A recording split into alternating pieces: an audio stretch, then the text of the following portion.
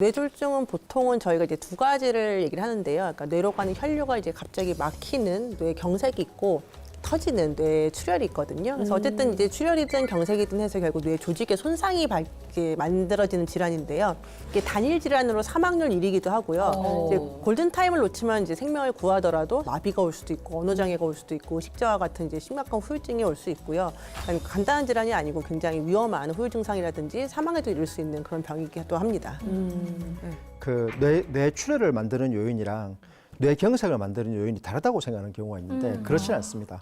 고혈압, 당뇨병, 그다음에 고지혈증 이렇게 되면 혈관 상태가 나빠지기 때문에 혈관 상태가 나빠지면 터질 수도 있고 막힐 수도 있습니다.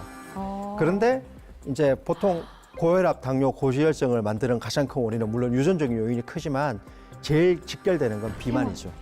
비만. 그럼 여기서 드는 의문이 시청자 여러분들도 다 똑같은 생각하실 것 같은데 그러니까 그 전에 살을 18kg나 감량하셨잖아요. 네, 체중을 빼셨잖아요. 응.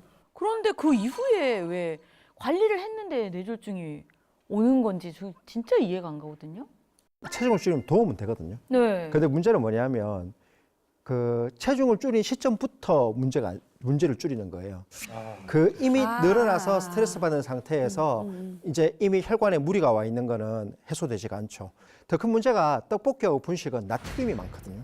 나트륨이 혈관에 굉장히 또 해롭습니다. 그래서 이제 거기에 칼로리도 높으니까 결국에는 잠복되어 있는 문제도 있었고 체중을 빼고 난 뒤에도 이제 과로하고 식생활 습관 때문에 이제 문제가 더 심해졌을 가능성이 있죠.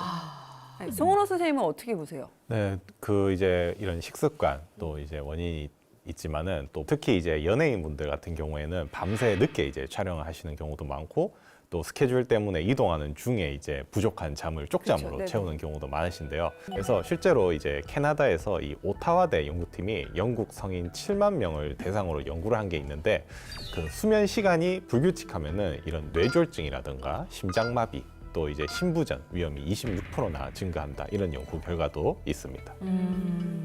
겨울이 되면 이 뇌졸중이나 심근경색 환자가 좀 늘어나죠? 겨울철에는요 체내 수분이 줄어들면서 혈액이 이제 끈적끈적해지고 점도도 높아지게 되고요.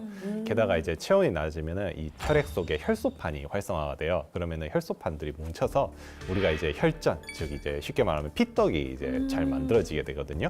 그러면은 이제 뇌졸중이나 심근경색 위험이 더 높아질 수 있습니다.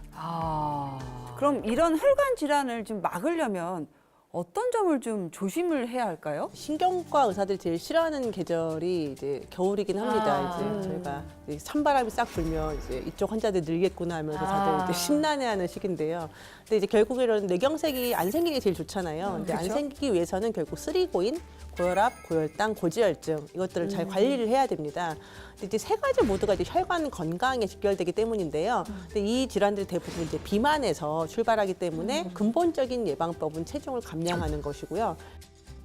근데 감량할 때 그냥 단순히 무게에만 집착하는 게 아니고 이제 지방을 좀 줄이고 근육량은 좀 지키는 그런 좀 좋은 방법에 유지할 수 있는 체중 감량이 필요합니다. 네.